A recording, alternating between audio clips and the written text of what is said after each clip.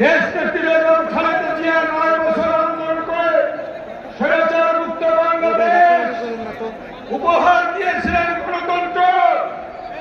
আজকে এই বাংলাদেশ যে স্বৈরাচার জগদ্দল পাথরের মতো বসেছিল, সেই স্বৈরাচারের হাত থেকে গণতন্ত্র মুক্ত করেছেন তারেক রহমান। তাই আজকে আমি একটি স্লোগান দিব, 2 হাত তুলেন সবাই, 2 হাত তুলেন, 2 হাত তুলেন।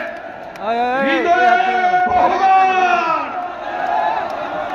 তারেক রহমান, হৃদয়ে রহমান। 2 হাত দিয়ে তালি দিয়ে বলেন, বাংলাদেশের প্রাণ তারেক রহমান, বাংলাদেশের প্রাণ।